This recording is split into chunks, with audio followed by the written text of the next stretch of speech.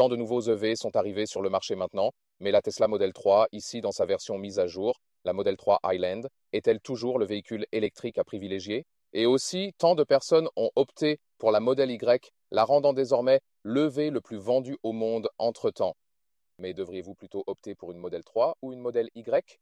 Nous en parlerons également dans cette révision très détaillée avec Thomas sur Haute-Gefühl en 4K plein écran en intégralité. Allons-y pour la Model 3 Facelift. Vous pouvez voir ici aussi les nouveaux phares. Ils ont également récemment ajouté une fonctionnalité Matrix.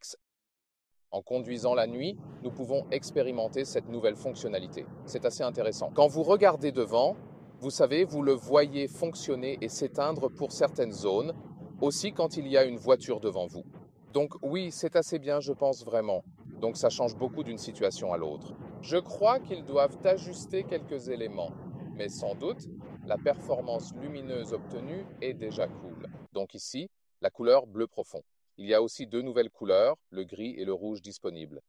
Des jantes de 18 pouces en noir ou bien de 19 pouces. Il est toujours crucial de bien considérer le compromis entre le design et le confort. 4 mètres, 72 ou 186 pouces, c'est la longueur du modèle 3.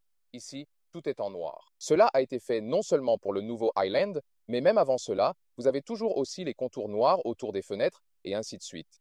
Ils ont rendu ce véhicule maintenant encore plus aérodynamique et ont travaillé sur l'isolation phonique. Aussi, de nouveaux pneus, moins de bruit de roulement sur la route. Donc tout encore plus efficace et amélioré. Nous verrons également dans la partie conduite aujourd'hui si c'est vraiment beaucoup plus silencieux à l'intérieur. On ira même à grande vitesse sur l'autoroute allemande pour cela. Vous avez le choix entre le modèle à autonomie réduite avec 60 kWh net ou environ 80 kWh pour le modèle à longue autonomie ici. Puis, vous avez la traction intégrale, un moteur électrique à l'arrière, un à l'avant. Autrement, la propulsion arrière fait 6 secondes en accélération. Ici, le modèle intégral, environ 4 secondes d'accélération. Et bien sûr, nous allons tester cela ici pour vous aujourd'hui. À l'arrière, le lifting du Highland a également introduit ces nouveaux feux arrière qui, je trouve, sont plus beaux. Et aussi, quand vous ouvrez le haillon ici, vous pouvez voir qu'ils sont attachés au haillon. Ils ne sont pas séparés, juste plus larges. Vous avez cela gravé ici à l'ouverture. Et aussi, les indicateurs de changement de direction sont bien plus visibles maintenant, surtout à l'arrière. Avant, les indicateurs de changement de direction étaient si petits. Maintenant, ils sont bien plus visibles, à l'avant comme à l'arrière. Vous pouvez aussi l'ouvrir ici avec un smartphone. Il y a vraiment un frunk et c'est aussi très grand, très bien utilisable. Léa voulait vous montrer ce que vous pouvez faire d'autre avec le frunk ici. Donc oui, il est vraiment assez spacieux pour peut-être une pause déjeuner ou quelque chose ainsi. Pour ouvrir et fermer le véhicule, utilisez l'app. Cependant, ici, actuellement, je n'ai pas de réseau. Cependant, je pourrais quand même fermer ou ouvrir le véhicule comme ça. Ou vous utilisez la carte clé et puis la maintenez contre le montant B, par exemple. Alors ici, ces fameuses poignées de porte, je ne pense pas qu'elles soient les plus pratiques, mais ça fonctionne aussi. Puis le bruit de fermeture de la porte. En fait, ce n'est pas trop mal, même si ce sont des fenêtres sans cadre ici. Et c'est aussi une isolation double. Et depuis la mise à niveau du modèle 3 Highland ici, non pas seulement à l'avant, mais aussi à l'arrière, une isolation double. Alors, c'est un point majeur. Et ce que j'ai trouvé très cool, regardez les portes. Vous avez un revêtement en moquette ici, à l'intérieur. Ceci n'est plus le cas à présent, avec, comme vous savez, les voitures allemandes de haut de gamme excessivement grandes. Vue d'ensemble du cockpit. Soit vous avez un intérieur noir, soit ici, cette option d'intérieur blanc, une des très rares options qu'il propose. Ici, toujours ensuite un simili-cuir blanc à l'intérieur des portes. Dans le modèle longue autonomie, avec l'intérieur noir, vous avez alors de la microfibre Alcantara à l'intérieur de la porte. De même ici, microfibre pour les deux plaques de chargement par induction. Elles ne sont pas réfrigérées, donc les téléphones peuvent en fait surchauffer là-dessus. Mais c'est bien pour vous savez, comme une surface lisse. Et aussi vraiment sympa, vous pourriez mettre deux téléphones ici pour les charger simultanément. Au volant, vous avez encore des commandes manuelles ici pour changer le volume, par exemple avec votre pouce gauche. Ici donc c'est pour ajuster la vitesse du régulateur. Ici, cliquez pour essuie-glace. Alors, je tends à utiliser une des fonctions ici. Et vous pouvez aussi utiliser votre pouce gauche à nouveau. Donc, vous n'avez pas à cliquer sur l'écran. Avec votre pouce gauche sur le volant, vous pouvez aussi passer à travers les différents réglages des essuie-glaces. C'est bien. Ici, depuis le lifting du Highland, ils ont enlevé toutes les colonnes de direction. Donc ici, sur le côté gauche, j'ai les indicateurs de direction et aussi cette vue de la caméra d'angle mort apparaît. Il y a aussi un moniteur d'angle mort supplémentaire qui apparaît ici dans l'enceinte latérale. C'est une des rares différences entre le modèle courte autonomie et dans ce modèle longue autonomie, c'est qu'ici, vous avez 17 haut-parleurs et 9 dans la version moins chère. Donc, il y a environ 9 000 € de différence entre ces deux versions, principalement, bien sûr, à cause de la batterie. La plupart des fonctions, bien sûr, sont dans l'écran, ici pour la température EA au coin inférieur gauche. Ici aussi, le refroidissement et le chauffage des sièges. Donc, les sièges sont perforés et vous pouvez réellement choisir cette option. Alors, c'est une bonne fonction luxueuse ici. Le choix de vitesse, bien sûr, un élément amusant que vous avez, marche arrière, D et P. Certains disent qu'ils détestent ça, d'autres disent le contraire. Mais quand vous le faites de plus en plus, alors ça devient certainement plus facile pour vous. Il existe une sécurité d'urgence tout en haut. Cliquez juste une fois et vous pouvez aussi choisir le mode de conduite ici ou inversé. Et voilà la version bêta de l'AutoShift hors du stationnement. De cette manière, je n'ai pas à choisir le mode de conduite lorsque je suis garé.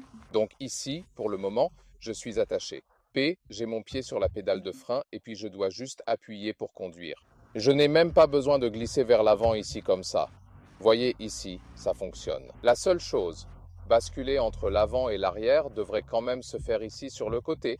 Mais tout comme passer de la position parking à la conduite, cela fonctionne aussi automatiquement. Et maintenant, le test ultime. Là, devant, vous pouvez voir cette poubelle juste là, et en effet, elle détecte automatiquement cela parce que ici maintenant, pour reculer, il suffit d'appuyer une fois sur le frein et puis je peux sortir de la situation en marche arrière. Alors, waouh, bien joué! Intéressant d'ailleurs, ici, vous pouvez ajuster la hauteur de la ceinture de sécurité, juste ici. Donc, vous avez la capacité de la baisser ou alors de la remonter complètement comme cela. C'est aussi une fonctionnalité qui manque dans beaucoup de voitures actuellement, et j'adore l'éclairage d'ambiance ici à l'intérieur. Vous pouvez également changer les couleurs.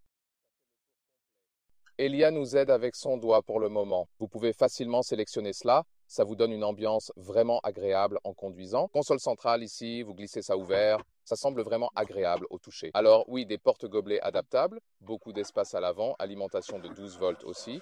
Et voilà, c'est précisément ici, mes amis. Ça s'installe juste un peu comme ça. Regardez. Bien attaché et encore plus d'espace ici en dessous. Donc, une console centrale très pratique également.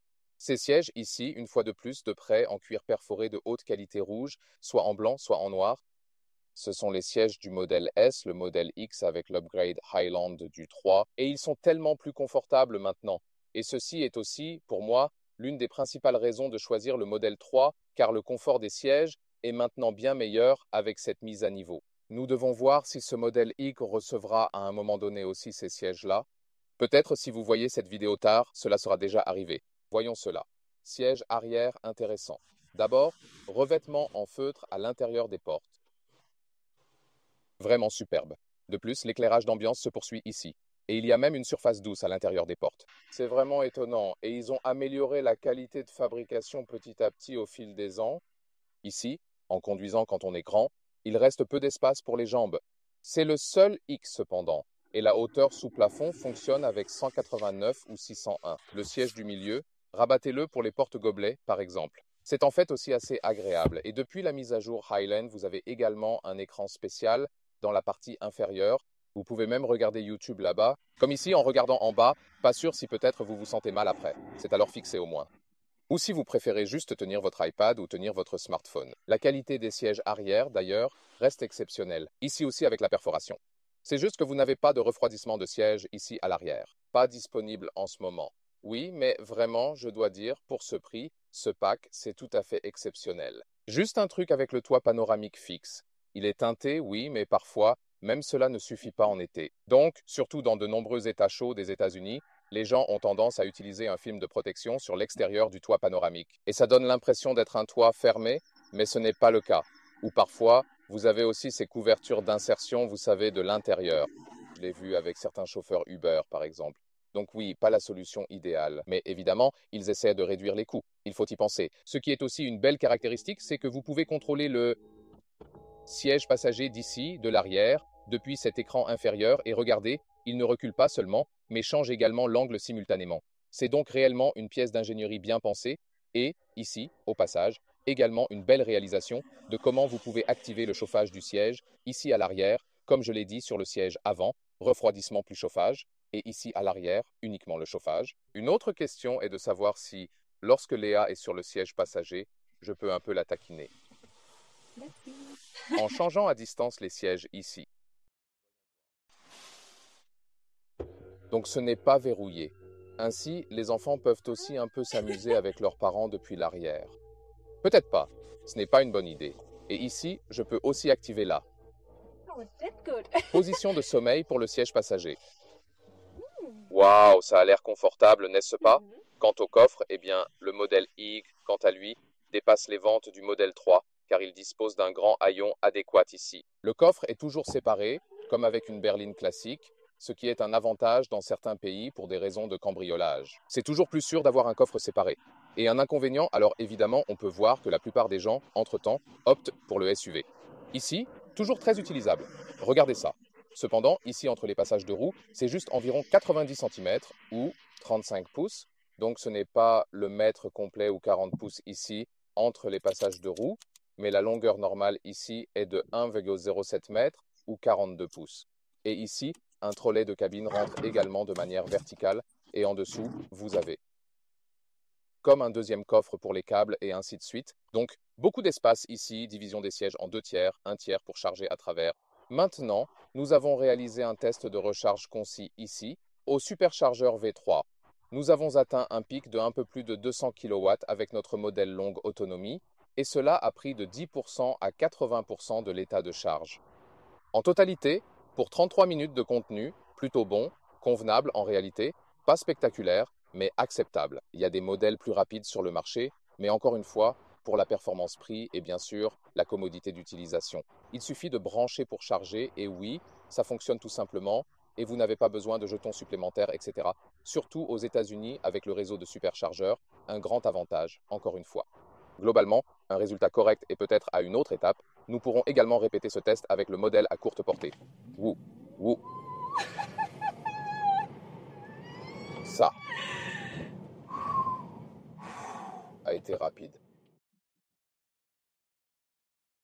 Donc, voici le modèle à traction intégrale qui fait environ 4 secondes, juste un peu plus de 4 secondes dans le chiffre d'accélération jusqu'à 100 km à l'heure ou 60 miles à l'heure et le modèle à courte portée, modèle à traction intégrale uniquement environ 6 secondes. Eh bien, la direction est en fait une question de configuration.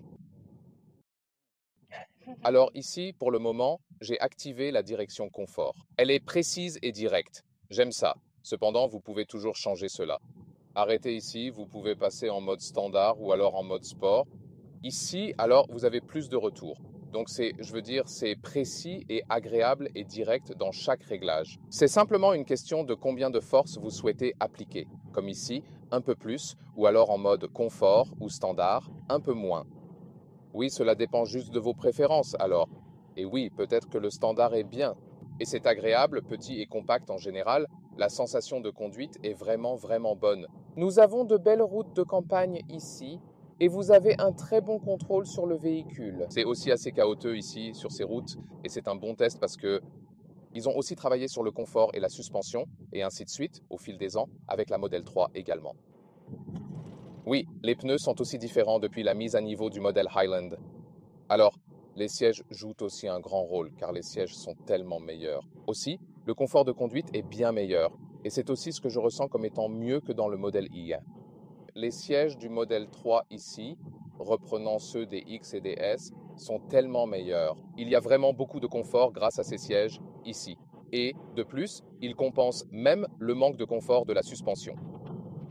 Si vous pensez aux concurrents avec la suspension, le truc, c'est qu'il y a aussi beaucoup d'autres véhicules électriques équipés de grandes roues et de suspensions rigides qui ne sont pas non plus beaucoup plus confortables. Il y en a quand même des plus confortables, assurément, mais cela a été cette tendance étrange avec les véhicules électriques.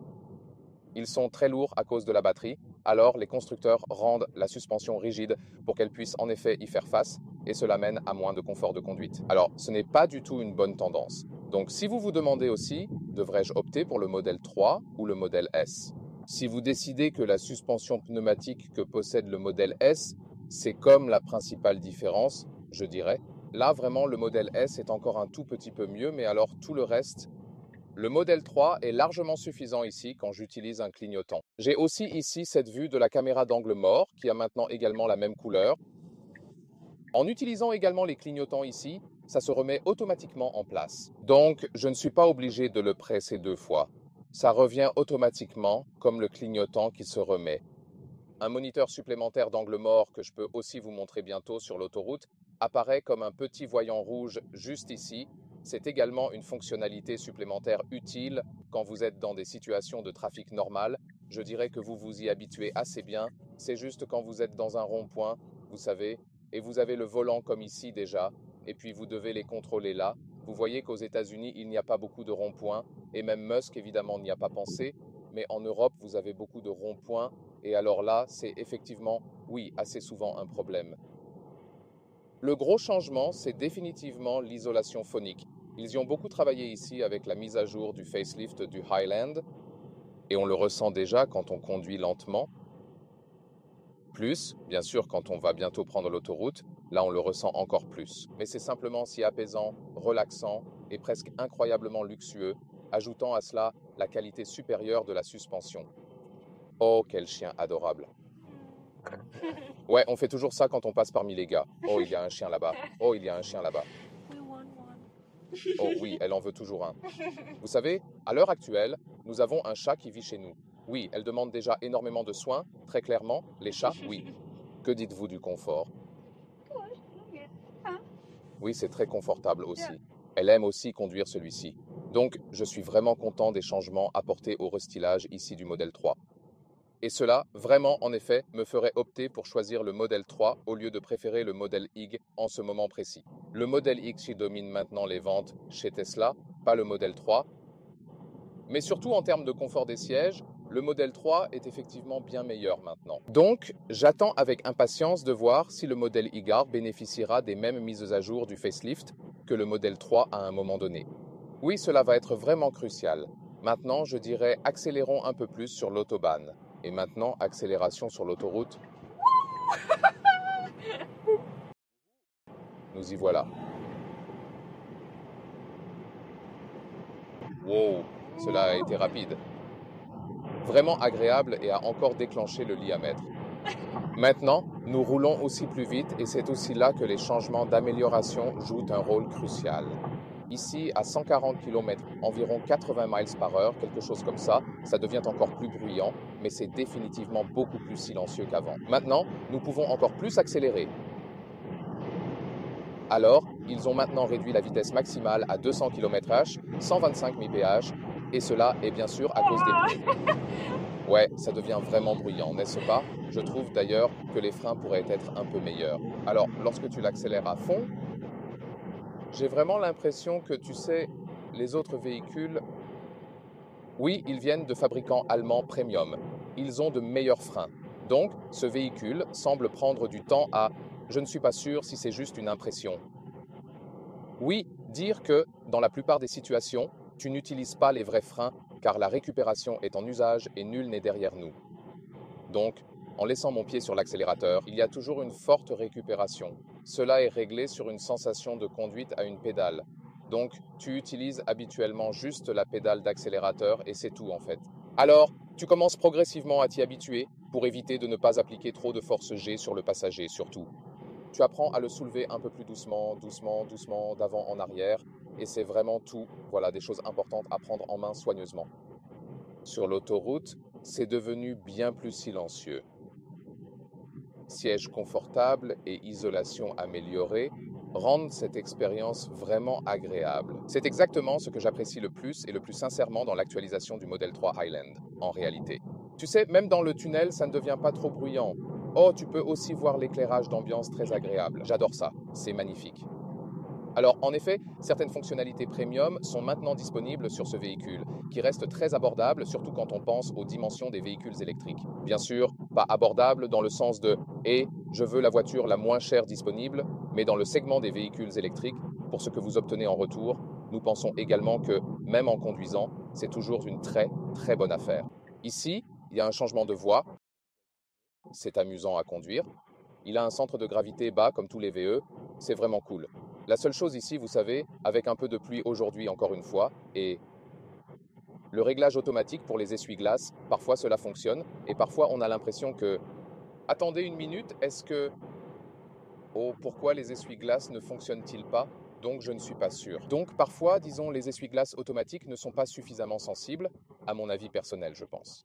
Nous voulons aussi tester cela. Donc, quand je clique une fois, le régulateur de vitesse est normal. Cliquez 2 fois, vous pouvez aussi changer ce réglage comme vous le souhaitez. Ici, j'ai le régulateur de vitesse avec l'assistance au maintien de voie, et maintenant, ça devient compliqué avec le chantier. Une ligne jaune, une ligne blanche, mais cela a été énormément amélioré. Donc, j'ai critiqué leur fonctionnalité adaptative ici, comme l'assistance au maintien de la voie. C'était toujours vraiment mauvais, même s'ils affirmaient toujours que c'était si bien. C'était toujours vraiment mauvais. Et là, un énorme progrès maintenant. Donc, même s'il y a un chantier, d'accord, maintenant, c'est vraiment confus avec la ligne blanche et tout ça. Et maintenant, vous voyez, ça devient un peu chaotique. Je le sens dans ma main, mais même si ce véhicule se débrouille bien, alors là, vraiment, c'est une amélioration majeure et significative entre-temps. J'ai aussi entendu dire qu'aux États-Unis, ça devrait toujours mieux fonctionner qu'en Europe. Cela pourrait être le cas. Mais ici, il n'y a pas de comparaison avec, tu sais, quand je l'ai testé, genre il y a 2 ans ou quelque chose comme ça. Alors, c'est nettement mieux maintenant. Donc en fait, maintenant, l'assistance active au maintien de voie est aussi bien utilisable ici dans cela. Oh, ces lignes semblent être partout ici, intéressant. Les seules choses qui me manquent d'ailleurs, lorsque je conduis, quand je conduis également de nuit, je me rends compte que la vitesse est juste sur l'affichage. Évidemment, on en parle tellement de fois et cela me manque, un affichage tête haute ou des instruments pour lesquels je dois toujours changer ma distance focale, ainsi que la ligne de visée pour vérifier la vitesse. C'est tout simplement pas bien.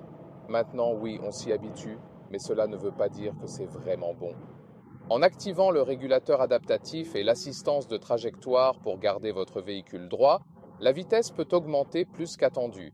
Cette accélération, due à l'absence d'un volant capacitif, dans certaines conditions, peut accroître l'agacement des occupants. Et il est essentiel de bouger le volant activement pour signaler votre présence constante au véhicule. Ici, appliquez une légère force. Voilà.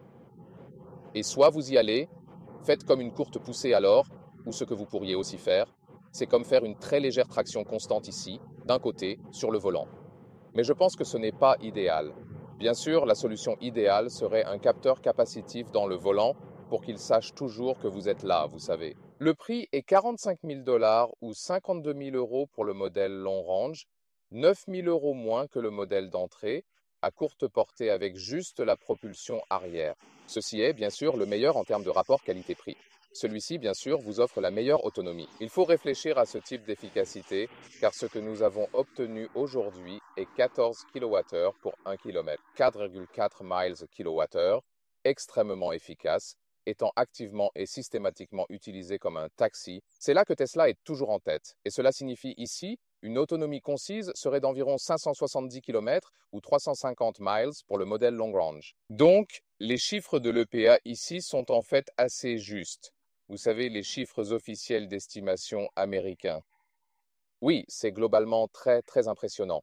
Et pour le modèle à courte portée, si nous pouvions calculer avec le chiffre de consommation approximativement identique, cela serait comme 430 km ou environ 270 miles, ce qui serait encore très correct à ce niveau de prix. Donc, je pense que si vous le comparez au Tesla Model Y, surtout puisqu'il n'a pas encore été mis à jour au moment de l'enregistrement de cette vidéo, les sièges font une énorme différence. Ils sont bien plus confortables. Donc, si vous n'avez pas besoin de ce coffre SUV spécial que beaucoup choisissent aujourd'hui, car le modèle e-bike est très vendu actuellement, je pense qu'à ce moment, c'est l'un des meilleurs, sinon le meilleur véhicule électrique à acheter jusqu'à maintenant. Si vous y pensez, pour beaucoup d'autres, par exemple même pour les véhicules électriques haut de gamme, vous payez le double du prix et vous obtenez parfois même moins en termes de fonctionnalité.